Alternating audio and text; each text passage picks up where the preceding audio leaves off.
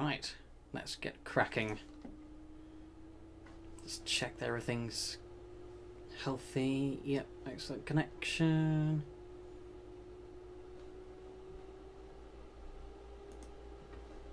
Great stuff. Ugh.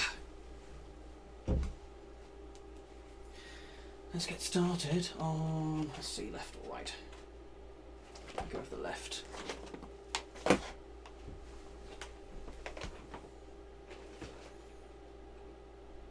Of course, in the meantime, we can do discussions.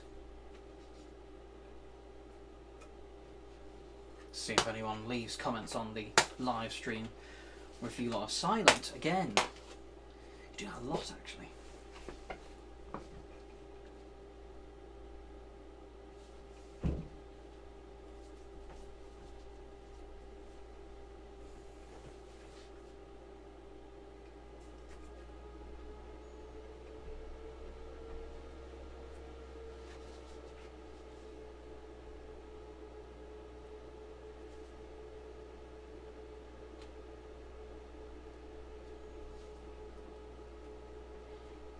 So if we align this here, obviously for my kit I'm just putting on some patches, because the tops of the greaves, which is around this bit, used to have some garish red dragon. I hate it. I hate how garish it is. I get that they want to advertise their brand, but could they be a bit more gentle or subtle about it rather than just, oh, red dragon? It's embarrassing, if nothing else.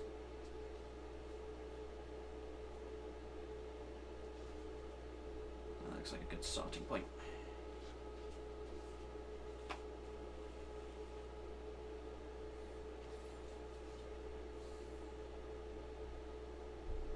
Actually, no, it doesn't. That looks quite... Okay.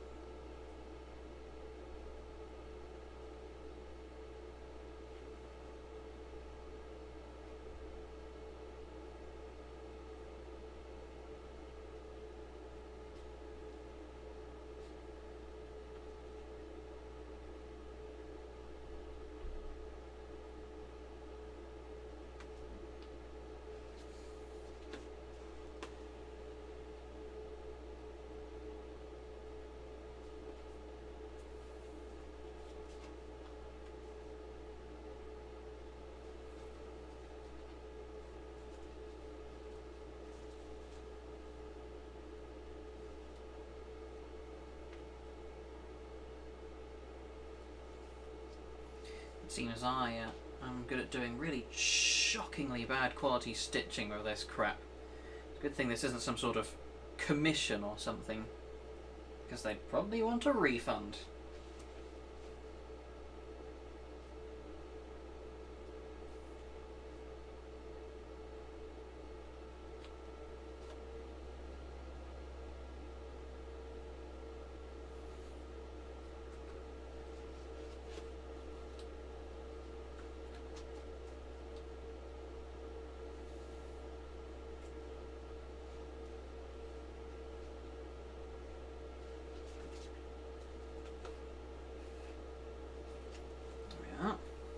Getting a bit better. It's definitely off center, but I'll just have to live with that. It's a good thing this was the left greave. I just prefer the right hand side to look better, and if I'm doing military saber, I'll have my right leg forward anyway, so you won't really see it, the fact that it is off center as much.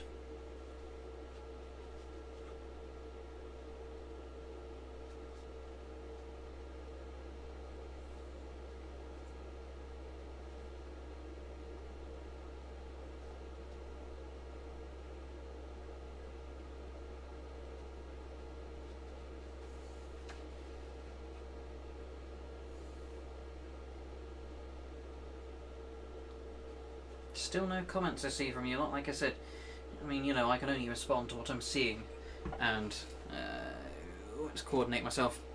That bit is there for a reason. Well, you can tell I'm not one of the usual, whoa, you know, live streamers who love their like, follow, subscribe, buy my merch. I've got no merchandise, by the way. I might do one day, but definitely not now. And no one is starting up any conversations about anything to do with HEMA stuff. This is disappointing, frankly. I'm disappointed in you, the audience. How's that coming through? That's a good position. By the way, if you're wondering, the patch that I'm putting on is that Christian fish known as the ichthus. Because this part you can see around here. That is the area that used to have. It might actually still be in the bin if it hasn't been emptied out yet. That's a pack of fruits, obviously. No, it's already been emptied out previously, but this used to have the massive red dragon, massive over-the-top branding all over it. It was actually kind of gross. I've never liked... Well, I mean, I don't mind the Red Dragon brand itself. Obviously, I mean, I'm buying their stuff.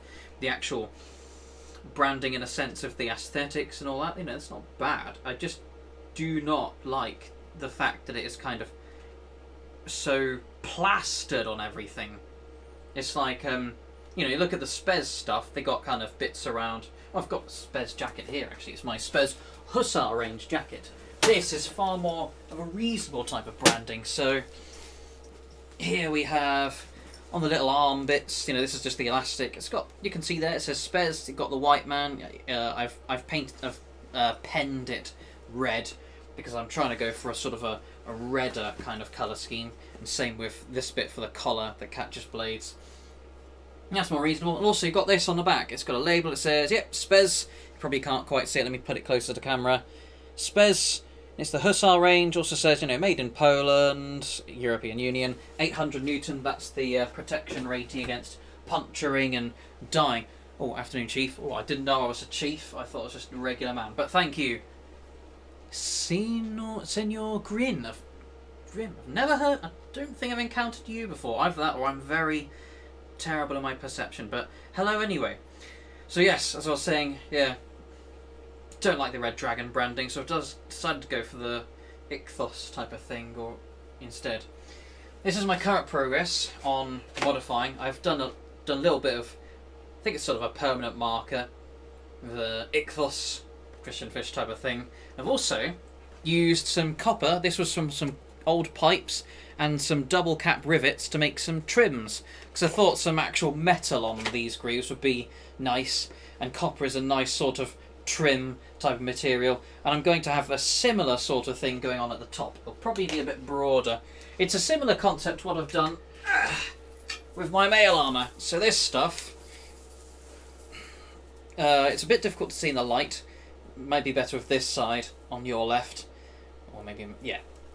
And then here you can see the sort of dagged edges. So that sort of stuff I did myself. The original skirt was down basically past my knees, and additionally the let's get that soundtrack going. There we are. Yeah, the original skirt was down past my knees, and it kind of made it difficult when doing lunges and stuff. But I also thought, apart from cutting it back to just past the groin, I also wanted to decorate it, so hence I put the copper rings. The chainmail shirt itself is riveted, but the copper, you know, decorative attachments are made of copper. So, not made of copper, I already said that. The copper bits are butted rings. That's so cool. Fairly new to channel. Alright. You like making blades? Oh, fair enough. Well, I mean, I'm not brilliant at blade making in terms of, you know, forging and stock removal and stuff like that, in terms of the physical manufacturing, but I, you know, obviously I use blades quite a bit. I tell you what, if you're quite into blade making, you'll probably be interested in the designs I've made. One that I haven't put up on my channel yet because it's not sharp, I've got them all by the side here, is this one. This is a sort of Langsax. It's a 23-inch blade. It's got a very fine point on it. Actually, it's a very kind of light, fine kind of item in general. It's a little bit too similar, in my opinion, to a Kyber knife, or that sort of thing, where it's kind of thinner and lighter. It is like a very long knife. It handles extremely swiftly, and there's a part of me that wonders if I've made it. Yeah, 23 inches of glory, exactly. But it's kind of, I like what I've done with the handle. I don't like when people make overly long handles, and actually, although it looks tiny, if I put my hand across it, at the top here, you can see there's a part that sticks underneath. I could put another finger or two underneath it, and if I held it, kind of at the bottom, and I was doing a reaching cut or more of a saber grip, I've got plenty of room for it, and I've still got everything. All of my fingers are on there firmly. It's reaching into the palm of my hand, so I've got the full grip. I mean, I've got a medium sort of man's hand. Maybe someone who's a hulking human might find it difficult, or perhaps if they're wielding obscenely padded gloves, maybe a bit, but definitely prefer this sort of shorter, tighter grip. But yeah, it's a little bit thin. You can see there it does have a bit of a distal taper, not quite as much on as on the first Langsax I made, which is a bit thicker and sturdier, though I prefer the geometry on this, assuming it doesn't break or get problems like that, for its durability. In terms of its actual design to be a sharp edge, like I said, it reminds me of more of a knife, something like a Kyber knife rather than a sword in that sense, and it will take an edge very well. The kind of person everyone needs, and if the world goes to well, I don't know, I'm not like a Sparta or anything. I'm not very athletic. It's probably one of my greatest weaknesses. I was never very athletic. In fact, I was dangerously underweight as a kid. It's not anything that was done wrong. I mean, I was fed well enough. I was served vegetables. I just never had an appetite. And when it came to doing physical exercise, I just never got on with it. And it means that, unfortunately, in the years since, it has required a lot more effort to catch up and get to this. I mean, I'm currently a medium build type of man, and in terms of my strength, I think a lot of it is from body fat. So, from my weight. So, I am below average strength. So, perhaps in an apocalyptic setting, maybe I wouldn't be the best, but certainly it's nice to be able to make blades and know how they work. In a whole David and Goliath style, be able to go up against someone stronger using skills and perhaps a bit of opportunism as well. I mean, in the original scenario against the Philistines, David did not actually kill Goliath with the stone itself. Fun fact: he knocked the man down, incapacitated him with the stone from his sling, and then, almost in a very poetic sense, used the tall man's own sword to cut his head off, which is kind of gory, but I mean, I suppose that is one of the cleanest ways a fight can end. From what I've seen through the Bible of their sort of combat, there were a lot of people who basically just get disemboweled. Quite horrifying when you think about it. Oh, there we are. I've only got the bottom part done so far, but you can start to see Ichthus coming through. And also, I specifically chose an Ichthus. I mean, there's the obvious fact that I'm a Christian, but I also wanted something kind of nice, and I didn't want to go for anything like a Templar type of thing. Firstly, I find the Templars historically were a little bit impetuous. I preferred the Knights Hospitaller, but also there's that whole Crusader thing. You make more of the... Oh, right, you make bushcraft blades, custom chef knives, all custom stuff. I'm too frightened to do custom stuff, because obviously you've got to be exacting. Only made one axe, and that was for yourself. Okay. Was that more like a hatchet, wood-cutting type of axe, or was that like a fighting axe? It'd be good to see that design.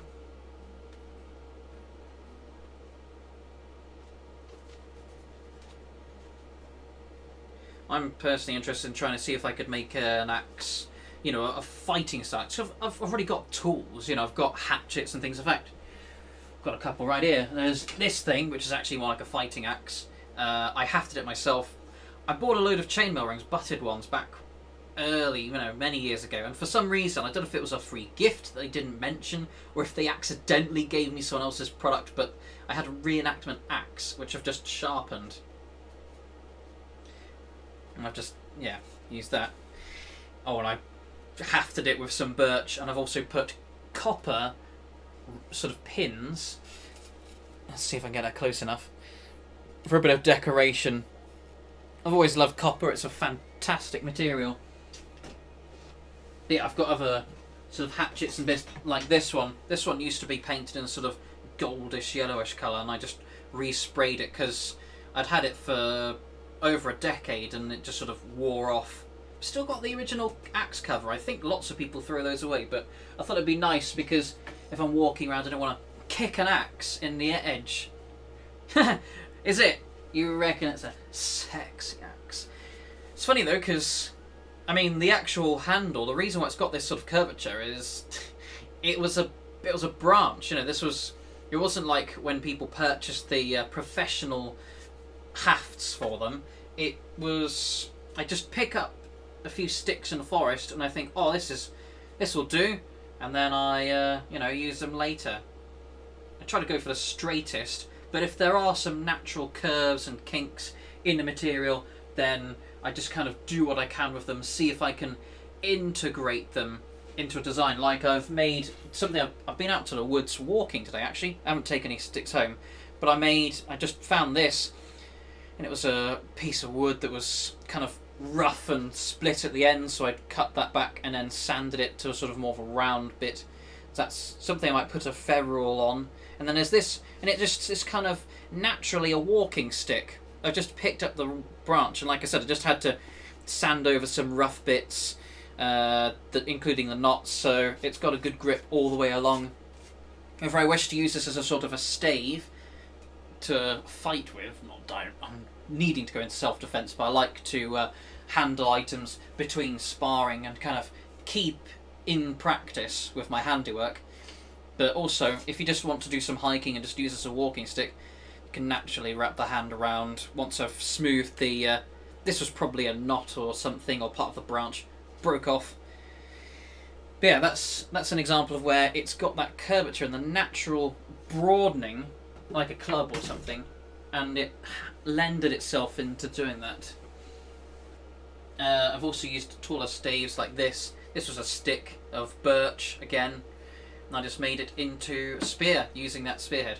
Actually featured in my most recent, one of my most recent test cutting videos.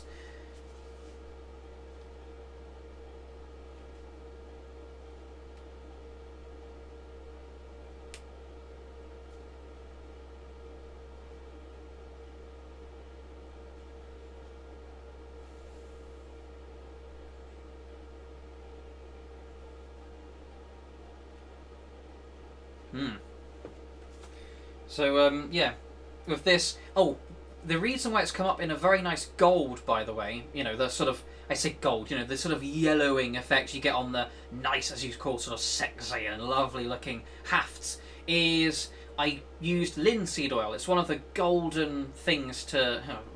pardon the pun. One of the wonderful things to use as a blacksmith, you know, when you're making tools and things. I noticed you had people like Torbjorn, Arman, and other people who had these channels, and they kept swearing by linseed oil. Well, they didn't always mention it explicitly, you know, oh, I love linseed oil. It was more like they'd get linseed oil and they just use it just as a sort of a casual finishing touch on these items that they've made. So I decided, okay, if there's so much hype around it, I should try it for myself. And I did on, you know, some cheaper items, and I thought, actually, this is pretty good. So I've stuck to it. It's a good way to give a contrast, actually. I've got a couple of items. So here, this is also birch. Ignoring the fact there's a spiked club, I haven't shown this much on my channel. But here, if you look at the actual... If we distract ourselves from the weapon for a moment, the actual wood I've just varnished with a matte varnish. It's yellowed a little bit from the varnish, but I deliberately use one that's basic, as much of a basic varnish that doesn't shine, it doesn't change the colour, you know, it's not a wood stain or anything like that. So you've got the original birch, and of course it's a very pale, creamy colour. So this is the exact same material, and you can see it's distinctly yellower. This has a pale kind of white colour scheme, whereas this comes up with more of what people have a stereotypical imagination of wood. You know, I haven't varnished this yet, but it's got the linseed oil, which goldens it a bit, so it just gives it that, like I said, that stereotypical historical wood look. Yeah. Similar story with this. I put linseed oil on this. So this was my Celtic sword, and it's got spalted ash. Now ash also comes up in that sort of creamy colour, but yet it's got this kind of leopard pattern going on. The black streaks are from the spalting going through the grain of the wood, but and some bits are a little bit darker, a little bit more brown. I'm not entirely sure why. It's something to do with the way the grain's been going. Yeah, there were definitely very creamy bits, and they've gone into a more golden yellow, and I think it's a good colour scheme. So I use a lot of linseed oil on knife handles. Blade-wise, a lot of custom, like, acid etching. Blade to mat it down. Okay. Yeah, I would get into things like acid etching and whatnot, but I wouldn't really want to do it for sort of surface level texturing, you know, like your engraving type of stuff, because I'd rather do that as an actual embossing or engraving. And in terms of what you're talking about, Damascus, I'm very poor at making Damascening. It's one of my greatest weaknesses as a bladesmith. You know, there are lots of people who make their knives and swords and stuff like that, and they extensively do Damascening. One of my favourite bladesmiths is this guy called Paul Binns. He does some fantastic blades, and it's interesting. He's not got as much experience actually fighting with swords as me, and it was interesting. He looked very sort of, wow. He didn't go, whoa, what's this? You know, as I was testing out some of his blades, because he went to a fight camp event. It's an event doing historical European martial arts. Yeah, it's difficult to do Damascening. Yeah, exactly. I struggle. But anyway, so Paul Binns loves doing Damascening. He does that on a lot of his blades, including actually some spears, which had parts of it. It's interesting. I'll go on about the spears in a minute, but yeah, I was sort of looking at some of the blades, and I was interested in buying them. Part of me regrets not buying any, actually, but although I'm a cheapskate. But yeah, so I was testing the blades, and I was doing some sabre handiwork. It's just stuff that we do fairly naturally. Anyone who knows a moulinet will probably know what I was doing. It's basically your stereotypical movie sword fighting. It's more like full arm, wham! You do your whole arm and cut with that. And then there's kind of more, which is maybe a bit more like a punch out. And then something like a moulinet, or, you know, sort of a feint. You can manoeuvre the arm around. It's just that the actual power comes from the wrist. Whether you're doing it in the whole hand, whether you're someone like me who kind of opens the hand, closes it back, and that sort of as you close the hand in, that actually adds. You can see as I'm doing here, this isn't moving the wrist or doing anything else. It is purely using the grip, and it sort of adds a little bit of a push. But anyway, yeah, so I was doing a bit of that, and just sort of testing the handling of the swords, because, you know, I want to understand the product and how it feels before I buy it. The stuff that you can't see visually, but you can feel, as I always call swords, are kind of like what's the word? Not kinetic. Yeah, sort of a tactile art. There's the stuff that you see when you look at it, but there's also the things that you can't understand until you actually kind of feel and handle the items, which I quite like. So anyway, I was doing that, and he was kind of, whoa, you know, really impressed, because, you know, he's more used to people doing, especially reenactors. You know, he had a lot of interactions with people who do your sort of early medieval reenactments. So we're talking Saxons and Vikings and that sort of stuff, and you can see that in the work that he does. A lot of pattern welded Saxon and Viking style one-handed swords. I mean, I say that, they didn't even have two-handed swords back then, really. So yeah, I was doing that, and it was interesting because he was asking questions, and it's good to have those sorts of interactions because we can always learn from each other. Obviously, I'm learning from people like him in terms of the physical manufacturing of blades. And he mentioned I'd seen on television shows like Forged in Fire, there are a lot of people who do stuff like... I need a knife. Oh, I've got knives. I make knives. I've got this one and this one. Why am I looking around as though I don't have a knife? Anyway. This one's not as sharp as it could be. Stab that one in here. So yes, I obviously am learning in terms of the physical manufacturing of blades to try and understand how to turn the dream, the sort of the idea you have for something like a sword, a spear, poleaxe, whatever, and how to, you know, turn a load of lumps of materials and make that into the item. And he'd mentioned about some interesting steels to try out. Like, he'd said that, well, as I was saying, lots of people on television shows like Forged in Fire. Let me open this curtain a bit more for a minute. On television shows like Forged in Fire, a lot of people use and mention EN45, which is a grade of spring steel. However, Paul Binns had mentioned that there was a grade which is EN42, which is very similar in its results, but it's easier to work, he finds, which is interesting. I reckon I have worked with it before because I'm only using scrap steel at the moment. I've not actually bought any sort of known steel and, you know, done the more professional products. I have been working with, you know, scrap items like leaf springs for the most part. Basically all of these swords have been made with the same leaf spring, actually. It was a large amount of material I got. It was one of my very first journeys to the scrapyard. You know, this was years back, before the lockdown even happened. And there was this lovely little bit of a leaf spring. It was great because I'd got, you know, so much metal. It took me several trips to take it back to the car and put it in a boot. And yet, all of that I'd purchased for under £10. And, you know, pounds and US dollars are not too different. So you can get an idea that it was very cheap. You know, you get that sort of weight and size material. I've looked at that and they charge over £100 for it.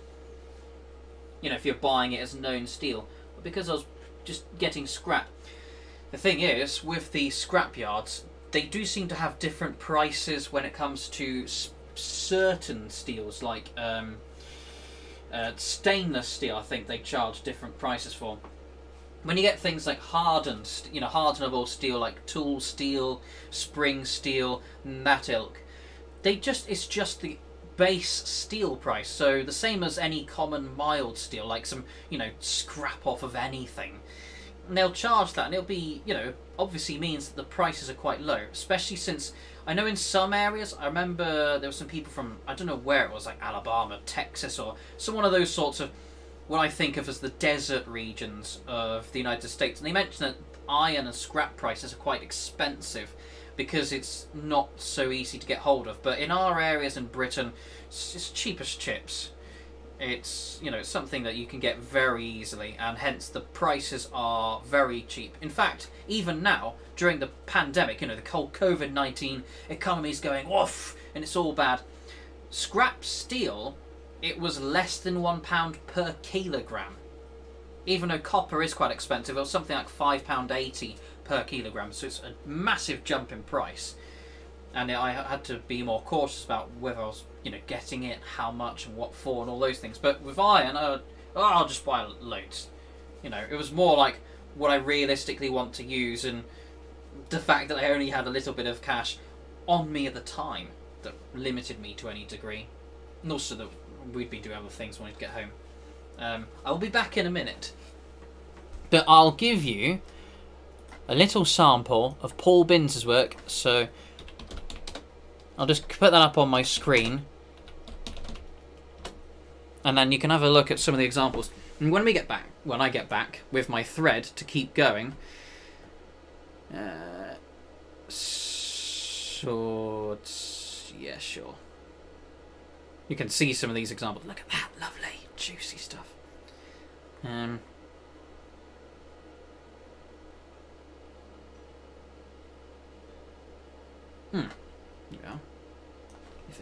If I F11 it. Oh, right, you can't see it at the moment. Let me click a button, and then you can. Magic. Then I F11 it. Whoosh! I am going to get some thread and be right back. Alright.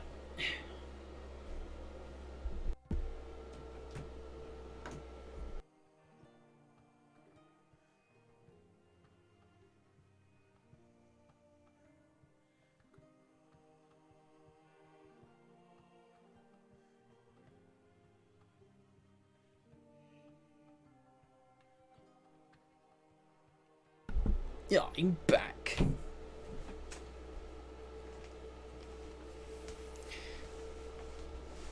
F11.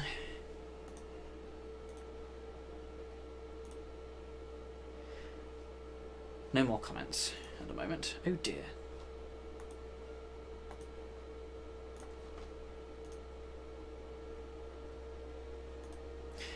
So yes, there you see. Well, there were the Paul Bin's swords. So, going back to where we were.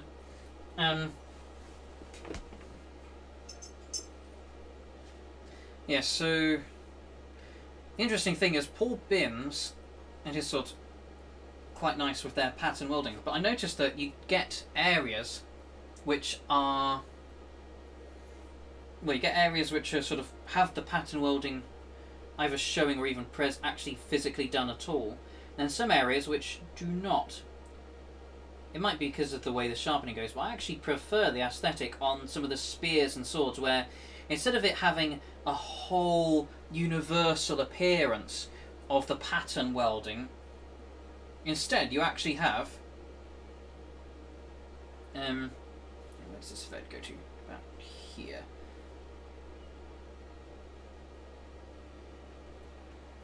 Yeah, so we've got all of that appearance of pattern welding, but it's specifically in the middle of the blade, you know, around where the fullering is. And it looked even better on the spears that he made. So you've got this sort of, I think it was a herringbone or sort of a chevron type of pattern going on the centre, but then as you got the bits that taper out towards the edges, you don't see the patterning. And it's a very lovely look, I think. Because some people kind of think, you know, I think it's something that should be done strategically. If you just have all of the, you know, the damascening all over the place, you're kind of overdoing it. It's obviously, it looks beautiful still, because the pattern welding just naturally looks better than the basic steel. But I think that having it on specific areas, excuse me, can actually look a little bit better than, you know, having it all over. And I'm thinking if I make damascening and I do that sort of pattern welding on a sword or a spear or some other item in the future, or a knife, I might actually do the same thing. Have the pattern etched and showing very clearly with only a small number of layers on a particularly sort of prominent area like the centre of the blade, and then on the edges and bits tapering outward from there and the general edge bevel, just have none of that showing.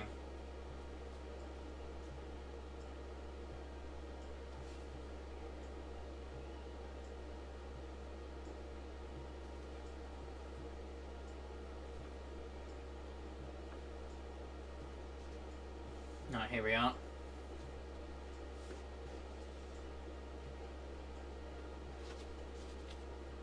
Now I know I've got one concurrent viewer, so whoever you are, remember that little thing in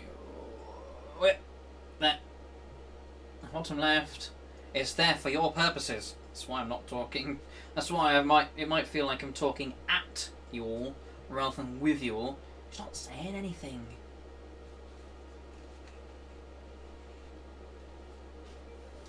Anyway, I'll keep going. So yes, I've got the patterning going. It's going to look pretty good. The idea is to take the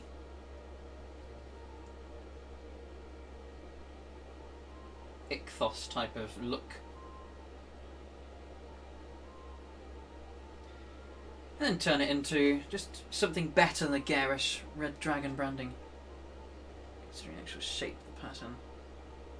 Yes, I'm glad. Oh, there we are. Hey, I've commented. Yeah.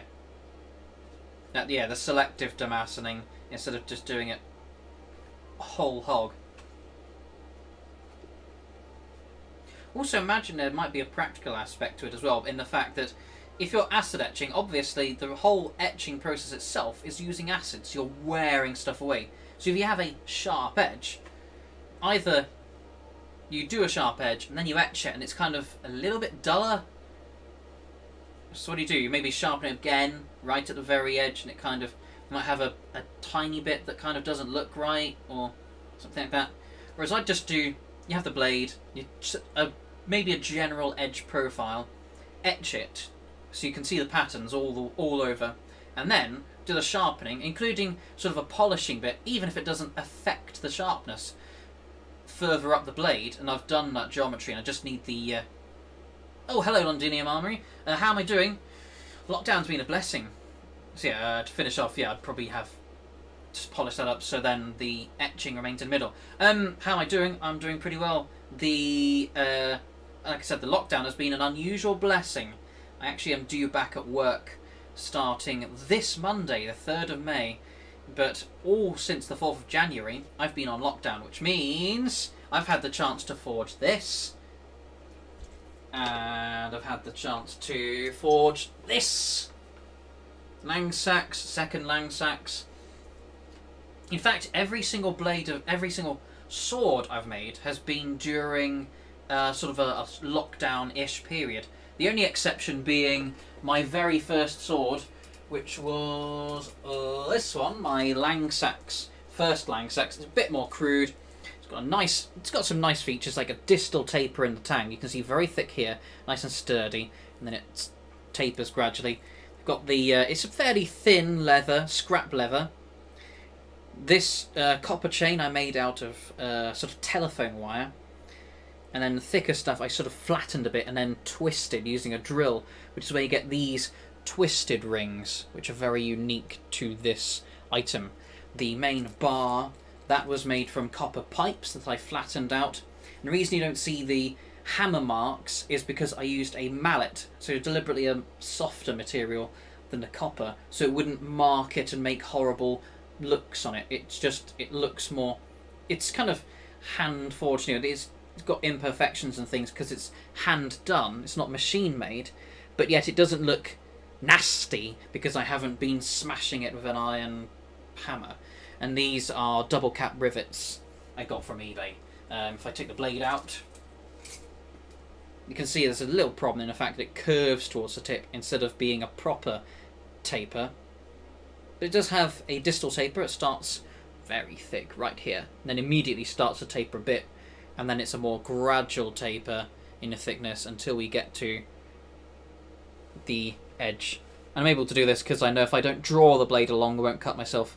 It's one of the rules about sharpness. If you chop, it will cut. If you draw along, it will cut. However, if I do that, I can grip as tightly as I want, and I don't cut myself. Let's get the sweat off my hands. There we are.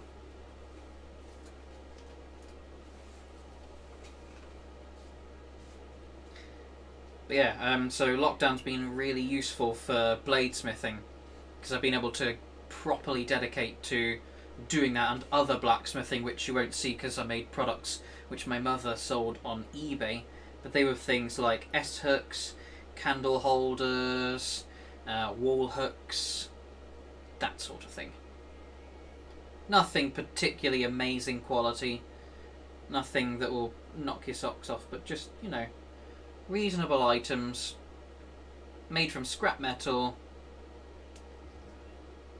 I just did what I could with the materials I'd got. And some items, I know you're not supposed to let yourself be too determined by the metal. If you're a decent blacksmith, you can, shape all sorts of metal into all sorts of things. But I do sometimes go a bit easy on myself and let the natural shape of the scrap metal I'm using determine some of the items that I'm making, because it can kind of make an easy job out of something that can look kind of cool and is inspiring towards interesting designs. Like, I had a nail. Getting pretty decent at forging historic. It's a mixed bag with my historical blades. The functionality seems to be quite good in terms of their handling properties, because I know as a sword fighter what I'm after and how the items should be. However, there is always the problem of the physical manufacturing. I was saying this to the other guy, Senor Grim, earlier. It is a little bit problematic in my manufacturing. So you take an example like this, you might be able to see some of the scratch marks from angle grinding, and they're also, you'll see on the shine, it's a little bit uneven because the sword isn't quite done as evenly in the forging, and there are some areas which kind of narrow suddenly, like a bit there, and bits which are a little bit wonky and a bit off. And also, if I show you down the length of the blade, you can see, that was quite a warp, you know. And this was actually after I'd straightened it, it kind of came badly warped. And then I did it again, and it was still quite warped, and I thought, this will do.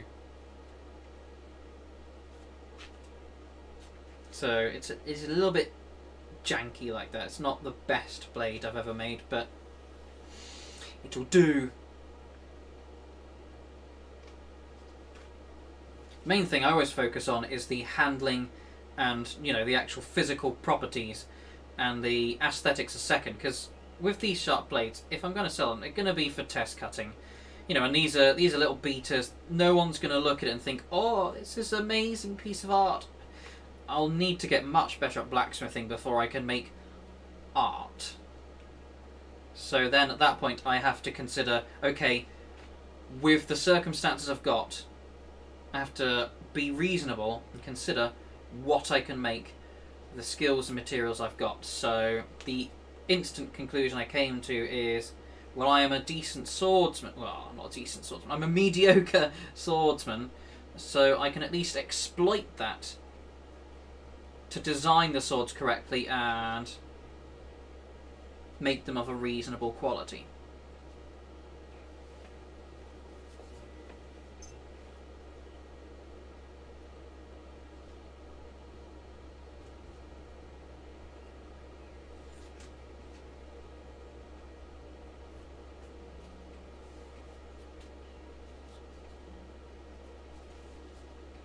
So that's the end result of that. So yeah, lockdown, I know I wouldn't say I'd wish this sort of thing on people. You know, I wouldn't want there to be another pandemic that causes people to get locked up, but it's been really good for me to, since I haven't actually lost my job, and that's kind of one of the key things, is that I'm still employed, unlike a lot of people who have unfortunately suffered, and people who've caught COVID-19 itself.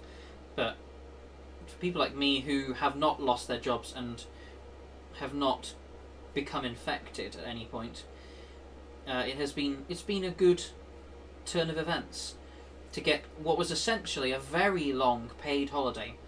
I've always been wishing I could get a situation like this so I could get better at blacksmithing and have a bit more fun with the things I enjoy doing, whereas previously I'd be so engaged with work that it was difficult. My current job I do enjoy, but you know, I go to my job to work. I don't wake up every morning and go, yes, I want to be a factory worker. Yeah. I just think it's a job, I do it, I get paid, I go home, I do the things I love. So right, here we are. This one is now finished. Or at least the the patch on this bit. So I'll extend it like that. There we are, flip that. I do like these press studs, it's a good attachment for the greaves. I didn't mention it in my Red Dragon greaves. Review. Having these, or maybe I did, I can't remember. But I do like the fact that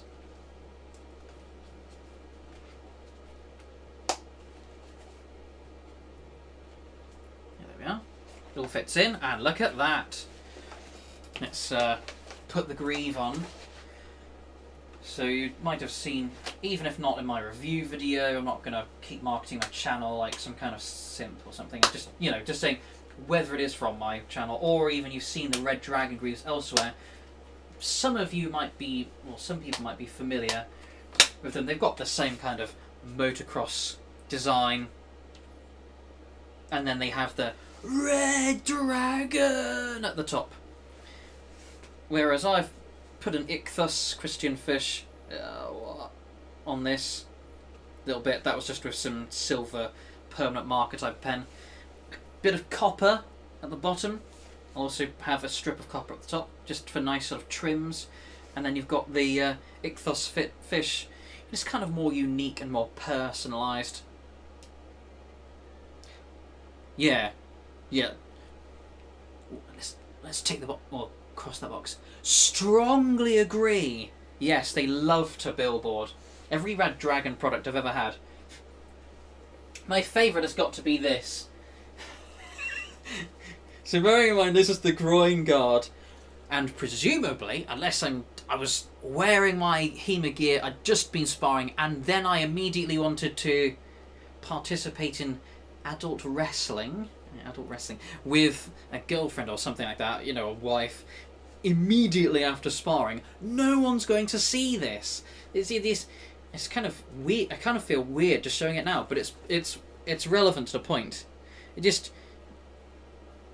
Yeah, exactly. Walking ad boards during sparring, it's there, Red Dragon, Red Dragon, Red Dragon, oh, the Groin Guard. No one sees this, and it's still got the garish branding, just striped all the way across it. It's insane, I think, but maybe that's just me. Did you mean the cod piece? Maybe they're hoping to branch out if they're hoping to branch out into the adult industry, I don't want to know what's going to happen. I mean, to each person their own with their little desires and whatnot, but whenever it is involved that requires a groin guard, ow! They say that some people seem to combine this idea of pleasure and pain. Not me!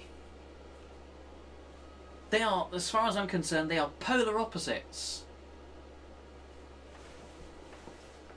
Now, where is my other patch?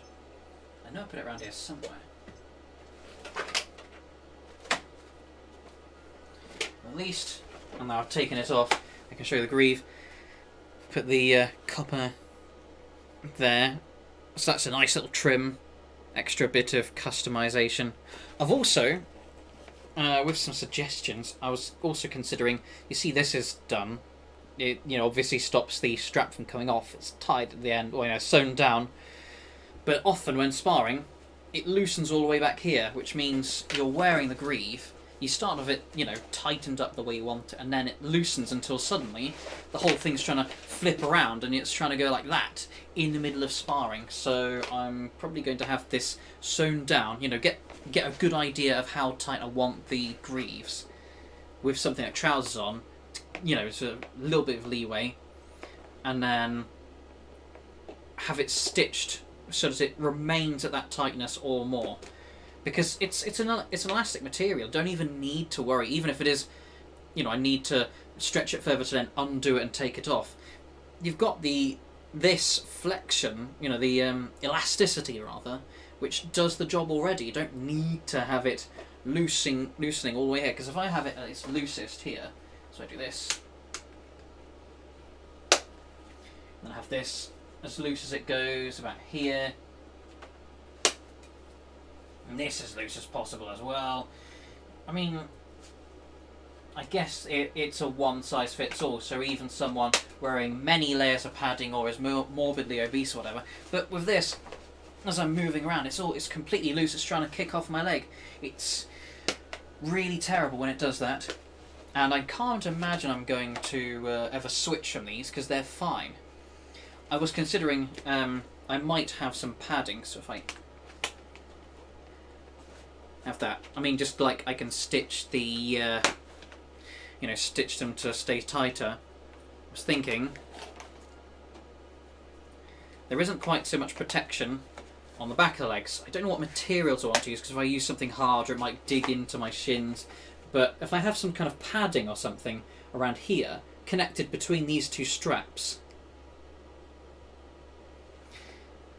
Yeah, Velcro straps maybe. I was thinking just... I mean, the buckle system is good enough. I think it just needs this part at the end.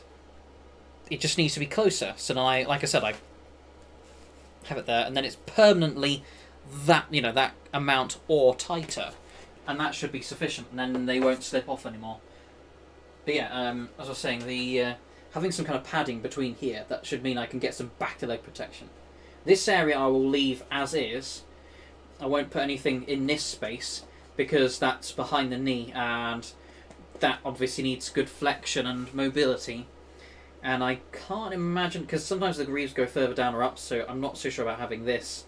Also, the upper leg protectors, the trousers, tend to go down and extend into this part, so it already is being covered by those.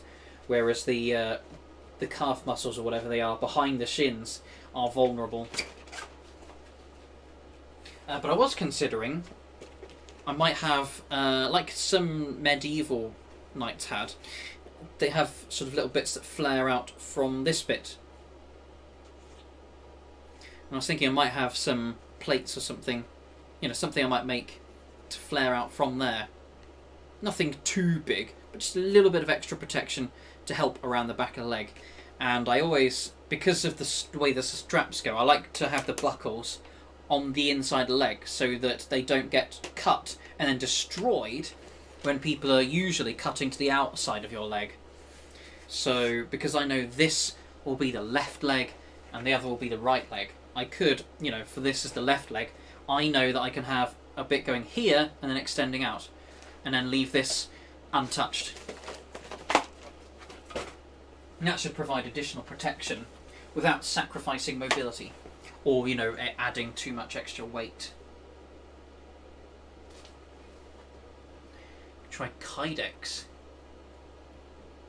What the hell is Kydex? I've heard of this stuff, but I have never used it before. I'll look into it. Ah, there's thread. No, I already knew where I had the thread. I was looking for the patch, that was it. Might be on here.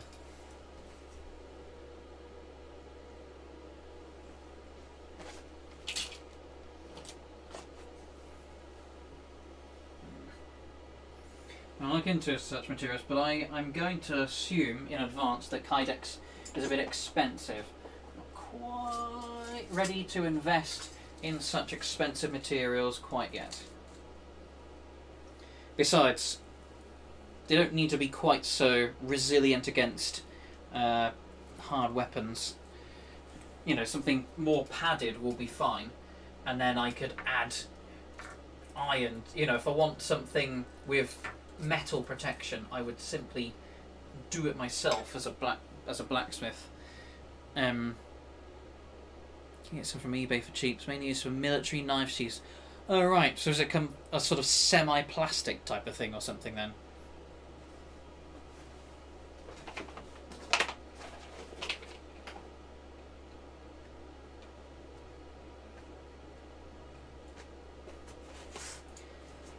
Well, since I can't seem to find my other Ichthos patch, I might start on my jacket. Pop that there for a second. I feel like a clumsy fool. I know I had the patch around here somewhere. Because obviously I'd just received them. Now, when it comes to jacket, this is obviously my Spez Hussar jacket. Very high Newton rating. Should be suitable for all tournaments. I was thinking, same as a lot of people do in sports and things, I'll have a thermoplastic. It can be moulded to any shape you want. Goes rubbery and soft while heated up and sets very hard and cold. Okay. Interesting. Very bizarre. This, by the way, these are the foam insert, you know, panels you get in here. I'm just taking them out temporarily so I can put stuff. I'm thinking sort of patches. I will have United Kingdom flag, you know, like a lot of sports people do. I'm from the UK, sort of thing. Put that on my right shoulder. And then this is for the Iron Door Collective, which is the club that I'm from, and that will go on the left shoulder. And the Celtic Cross, I'd probably put, I was thinking maybe not on the breast, maybe on the, perhaps have it on the back. Something like that. So I wear the jacket, nice little cross on the back. It's not too garish. Because I don't want to be kind of like a biker and have patch, patch, patch, patch, patch, patch, patch. And some people have them, but there's so many patches. If they were made of metal, it would make scale armour. You know, I want it to be a few very specific things. So, United Kingdom flag, club badge, Celtic cross.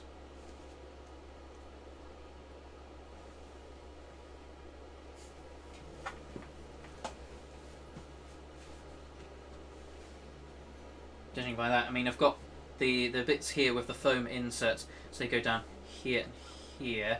Might be a bit around. Only problem is there's something with this little seam here. No, I might want to put it on the breast actually. And by the way, that's an old-fashioned term. That means on the upper chest. Obviously, I don't have mammaries like a woman, but yeah. Thing is, there's the flap that extends from the head protector, and it would probably extend and then cover it up so you wouldn't even see it anymore. So if I put it, if I put it on the chest somewhere. Now these overlap, so it would definitely be the right hand side, because if I put it on the left hand side, all of this area up to about here gets completely covered over by the overlapping flap because of the 2-zip and all that design. Oh, speaking of modifying armour, some of you will probably be interested to see, you do have these pockets you can see, especially on, well, actually now you can see it better on this one. You undo the Velcro, and then you've got these foam plates which come with them. However, you'll notice, what's this? What's this? Yes, I have been using probably a bit of an expensive material. Been using copper because I just find it easy to work with and easy to drill and all that. And I've been making overlapping lanes, you know, panels that, and I deliberately rivet them at the top corners so they stay in place. And you can see there's a slight overlap. So if I wish to bend the torso, unlike with a solid plate where I'd just be unable to bend properly, with this, as that happens, these plates kind of slide over the top of each other. There's this room for movement in the foam. But then as I bend, it's good for hard protection. It acts much like a plastron, although personally I'm not... I mean, I understand why people use a plastron. It's a very good term of protection, but I think something like metal is better because the smoother surface adds more deflection, and additionally, for the same amount of sort of resistance and protection, you need thicker plastic, and it can get a bit more bulky, and it can get a bit more, you know, it can insulate heat, and you can get really hot easier. Whereas I find with metal, not so much. So that's the right side. I keep having to remember it's flipped around because I open it up and left is the right and right is the left because you're looking at it inside out. I'll have some smaller pieces so there's more articulation. So I've got bigger plates, kind of like the Roman pectoral plates and, well, general Bronze Age pectoral plates, which were just, you know, they were pieces sort of square plates protecting the top, or similar to plated mail, that sort of thing, like the, I think it was an Indian armour. We had mail armour, so you had lots of flexibility, and then there'd be like a mirror plate or multiple plates in specific areas. So you've got plenty of movement from the mail armour. It's got the protection in areas like the armpits from that flexible armour, but then you have hard plates in particular sort of areas. And these were the first ones I did, so that's more like what I should have done at the bottom instead of the top. Also, I now realise if I wanted them to overlap more, it would have been easier if I'd started from the bottom and then did each overlapping plate at the top because of where I put the rivets at the top. and it's kind of getting covered over, and it was a little bit tricky. Yeah, so you got that. That's on your left side, I think. Yes, it is. And you can see, as you try to bend and flex, even if I do something like that, which you would never normally be able to do, bending inwards further than a human body would flex, plates just slide and overlap each other. Tangulated armor, I've never heard of that, but yeah, I mean, I was considering along the lines of the Roman segmentata or things like lamellar armor, and I was specifically inspired by those sorts of designs, realizing that, I mean, things like scales, you're having to put each individual one on, and there's, you know, lots of little bits and pieces all over the place, and it's such a faff.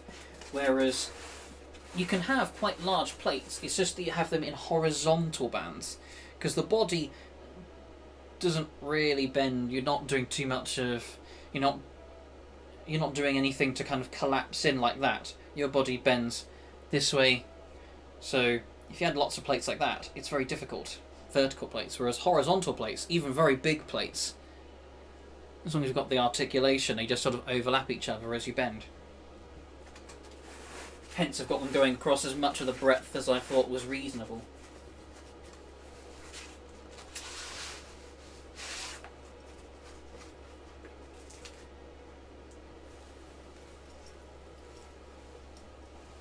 So yes, let's get to the, let me think, right shoulder would be for the club, not club, the United Kingdom patch.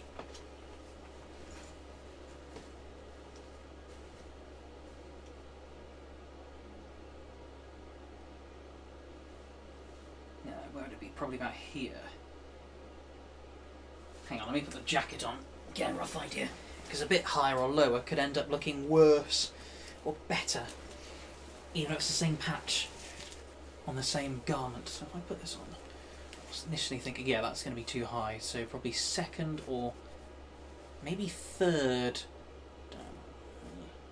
Third, okay. Even lower than I thought. Yes. I'm looking at myself through the camera.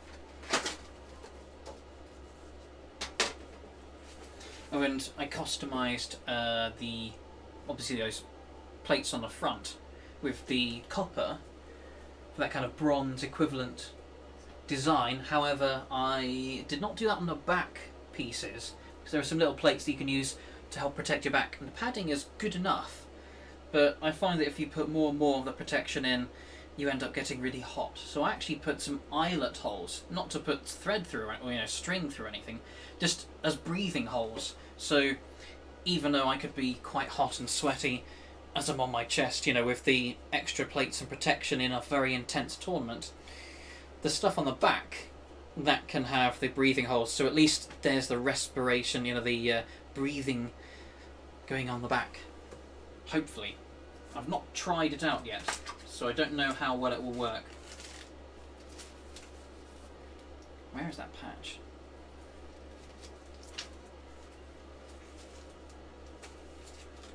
I have no idea.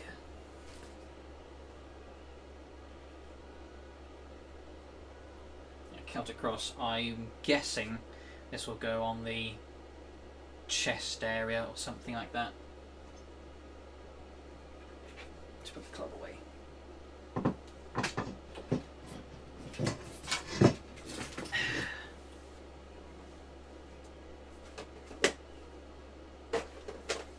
Can't for the life of me find the piece for the ichthus.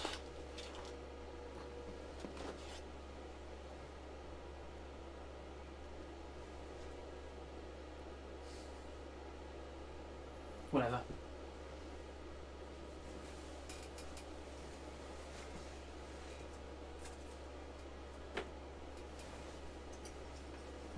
I'll probably find it after the live stream's done at some point.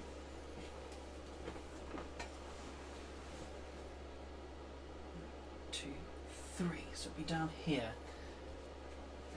There is the problem that the further I go down a pocket, closer I'll be to that material, and I do not want to get into the bit where I add the extra plates. Let's go to this one in the middle then. Yes, that looks okay.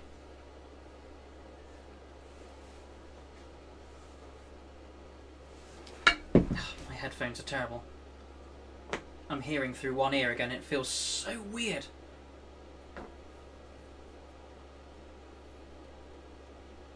Do you know if Fight Camp is on this year? I hope so, but honestly, I think with this whole pandemic situation, it won't be. Yeah, lots of missed opportunities with people who could have come. I was hoping to see Raffaello Urbani, you know, the Metatron.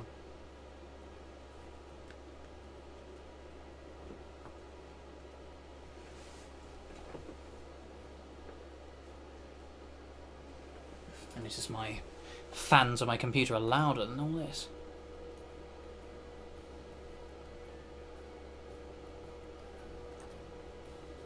There we go.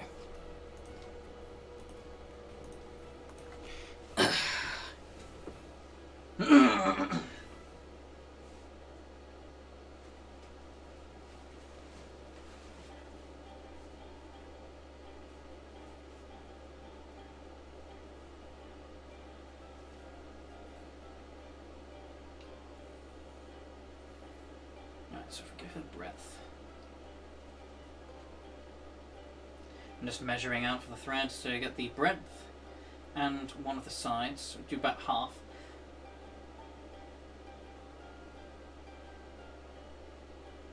Then we double it up and then add more because there's the tying off. In fact, actually I'll just whoosh, even more. That might seem greedy, but if I can get more done in a first go, great. Only problem is I'm putting too many eggs in one basket.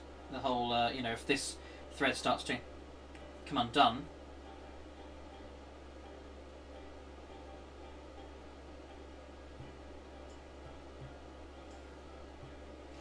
yes, in terms of Fight Camp, unfortunately I don't think it will be on this year. If everything starts coming back to normal and lots of people allowed to meet up in these big scale events like we used to before the pandemic struck, then, you know, great. We will, you know, there'll be things like Fight Camp happening again. But until it really does get to that final stage of, you know, it's all back to normal, everything's the A-OK, I don't think these sorts of events will go on because they have a lot of people in closer proximity. It's difficult to manage that many people, you know, going to these events and trying to keep the social distancing.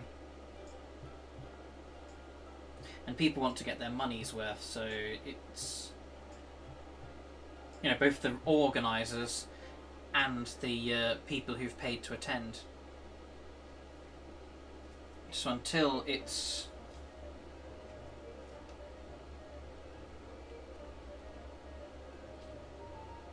that's got the OK, I think they'll be not going on.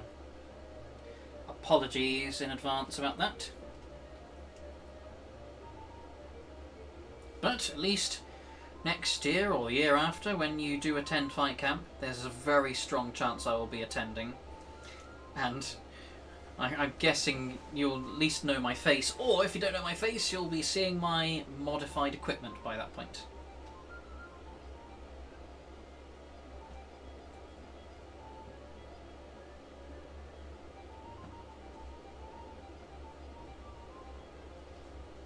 Look, I think I've gone through both layers.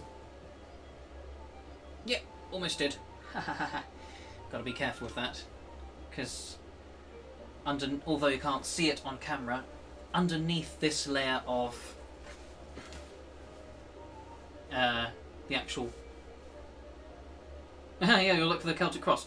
Well, that or my face, or the Iron Door Collective stuff.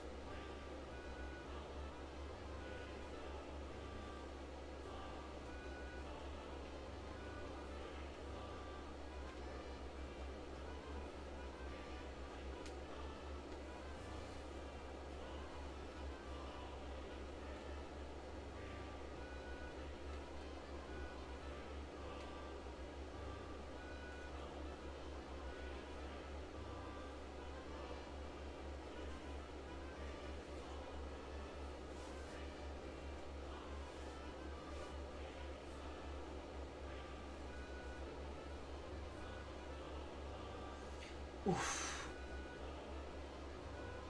Guess that's the thickest stuff. There we are. A bit difficult to... yeah, the Celtic cross might be there. Although, the two... I think the... ichthos should hopefully be fairly distinct on the greaves. Especially since most people have the... there's not one to go through.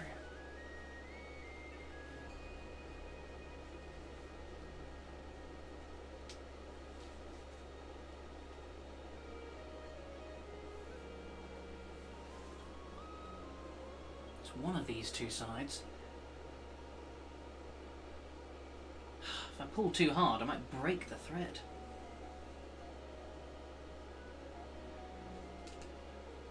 I realise now I've made a mistake. I've got to go and get things sorted out. Take care. Okay, you too, have a good weekend.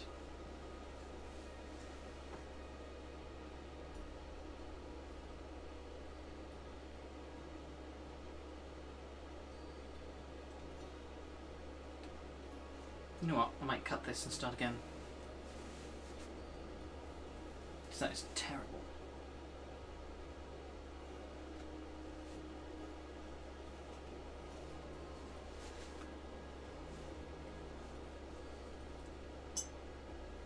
I should start from the inside, not from the outside, so the knot isn't visible.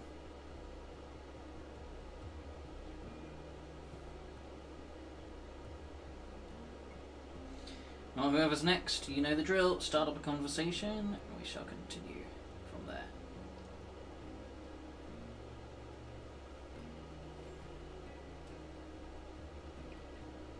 But I'll maybe just talk at the air until then.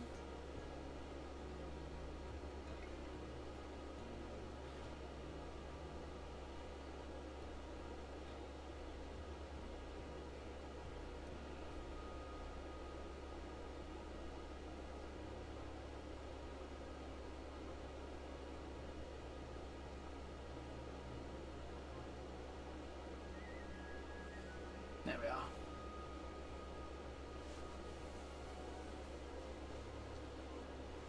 Ow! Just stabbed myself.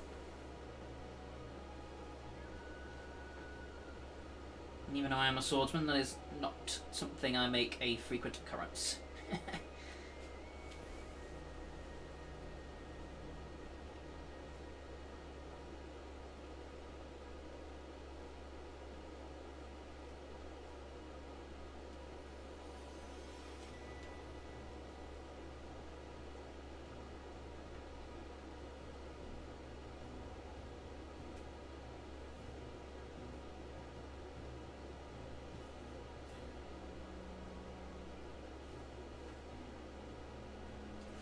Yeah, that looks good.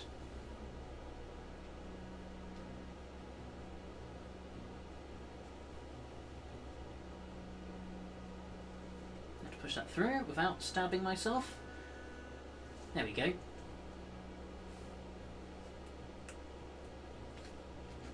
But to those of you who are joining more newly, I've just been putting some patches on my kit, including, if I can find it,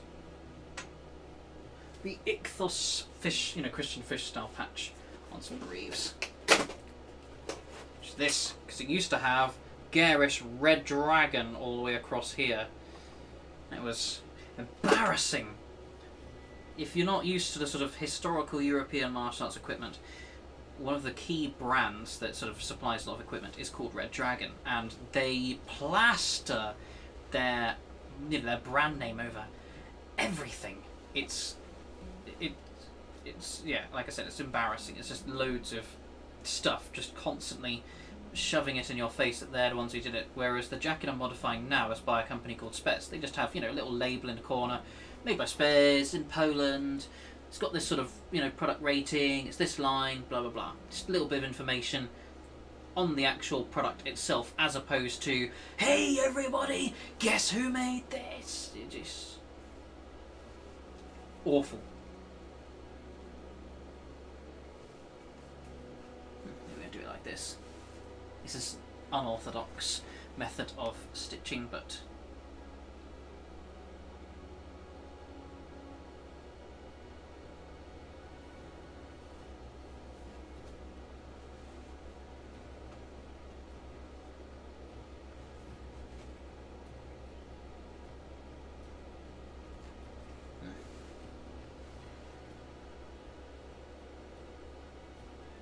Nope, not even close.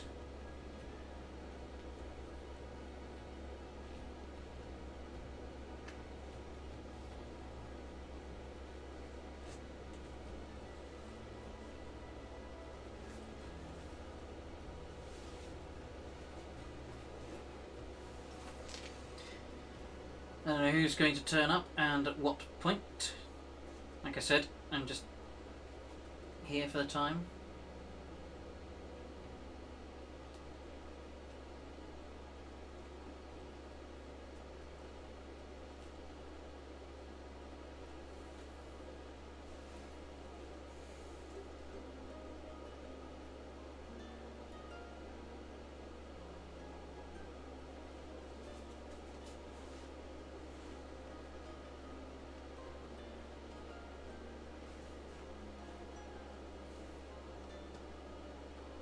Nope, too far along.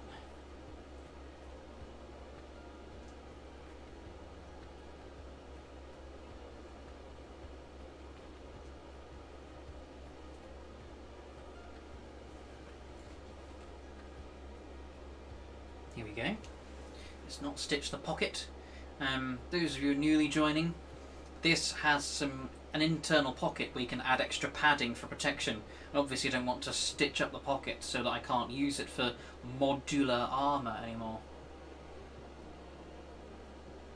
It's really good having modular armour actually, because it means you can customise the amount of protection, because some people want maybe a bit more on the shoulders or a bit more on the chest, or and take bits out and add bits in, and also just change it on the fly for their own, with the same person, because you might be doing casual sparring on a hot summer's day and say, I don't want as much protection, I want a decent jacket but I don't want to be padded out like the Michelin Tires man. Then you'll have a time where you think, this is a scary tournament, lots of hard hitters go there, so you might decide, actually I want more protection than usual. So hence customising it is a really handy thing.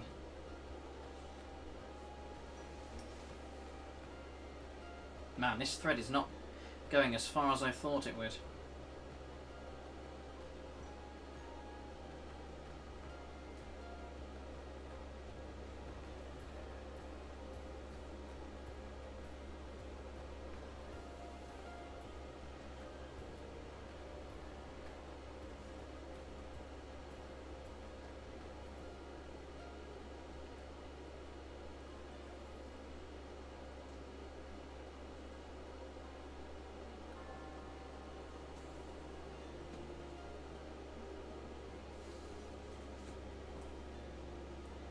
Now, I don't know if anyone is watching at the moment, but you see that thing in the bottom right hand corner? Yep.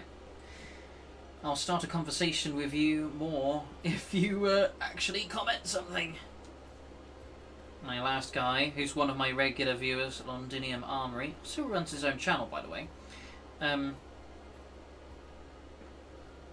Yeah, he was one last to arrive, and we had a good chat. He's popped off, so who's next? You can think of this as like a queue. I was speaking to... There was one guy at first who was... I forgot. I have a terrible memory. And the second guy... I think was that... Zoya... Oh god. If he sees me pronounce his name terribly later on, I'm going to be so embarrassed. But yeah, I spoke to him. And then of course, Londinium Armory.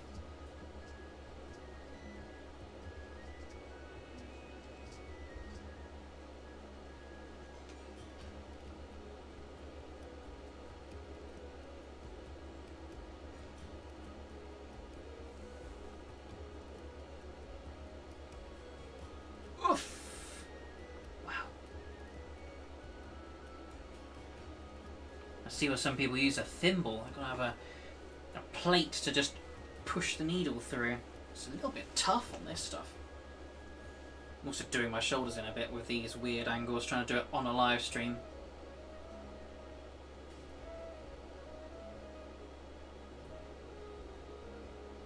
Keep my fingers clear so I don't stab myself. Always recommended.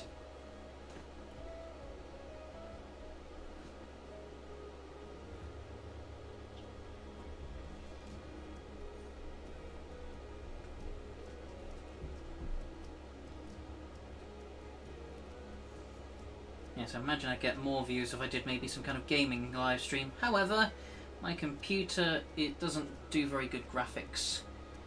And also,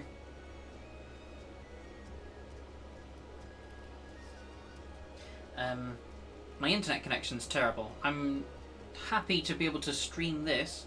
You know, that's useful. But if I tried streaming a game, it hates it every time I try. The frame rate drops.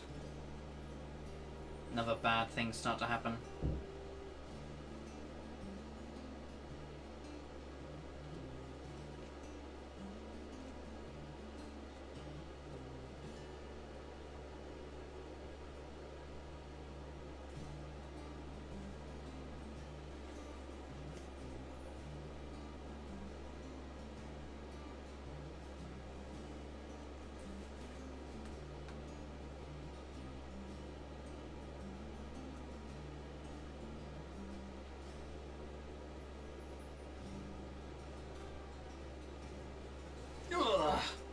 Not much thread left now.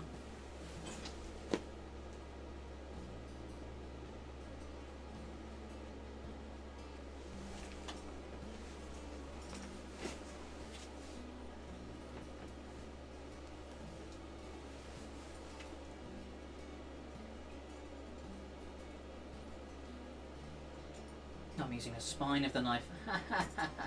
Helps if I cut with the edge. And to think I'm supposed to be someone who's an expert with blades.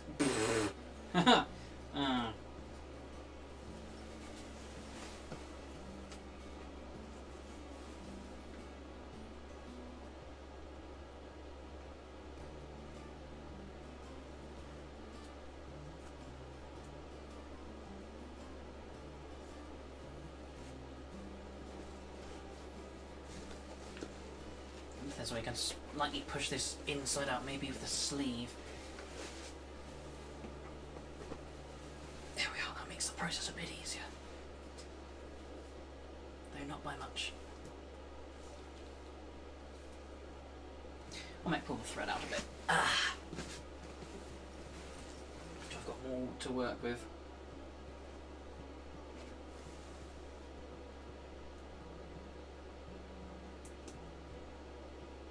Certainly not going to be the most professional look, but what can you do?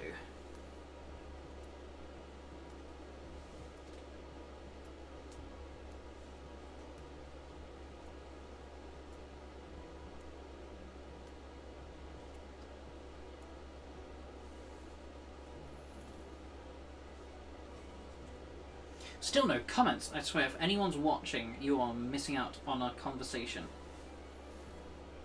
It would be really weird to just sort of sat there staring. It's almost got a stalker vibe. Well, okay, maybe not quite that bad, but...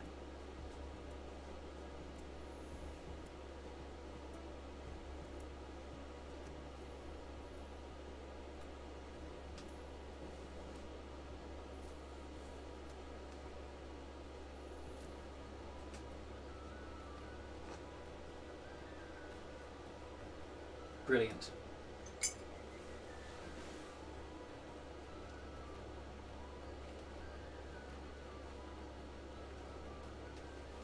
Not so brilliant.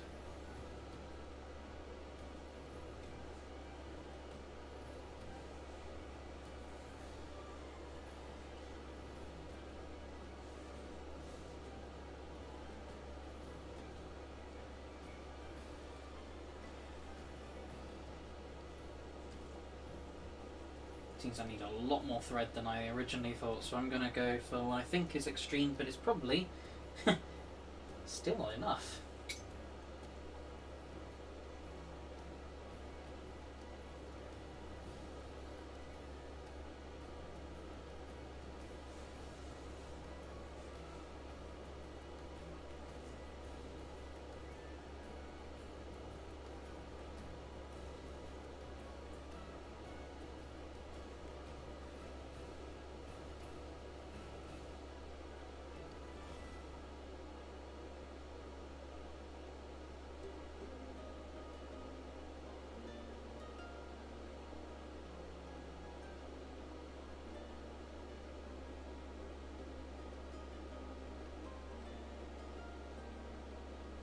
Nice. Congratulations to me, I've threaded a needle.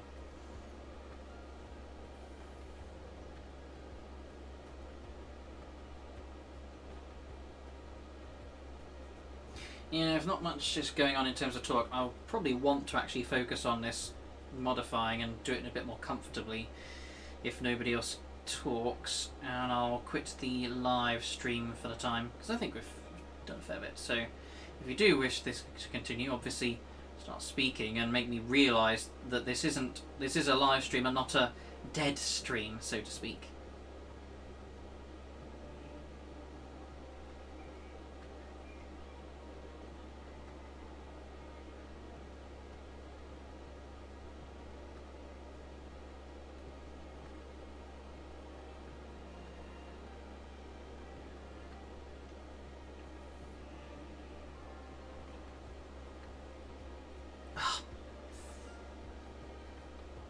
I hate this stuff.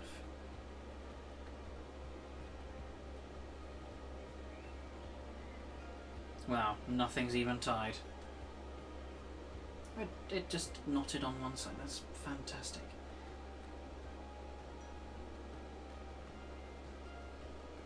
In fact, yes. This is really awkward. No one's commenting anything, so I'm going to the live stream there. Goodbye, all of that stuff. Ta-ra. Obviously, you can always still comment on my Discord to get in touch with me and all that sort of stuff. So, have fun.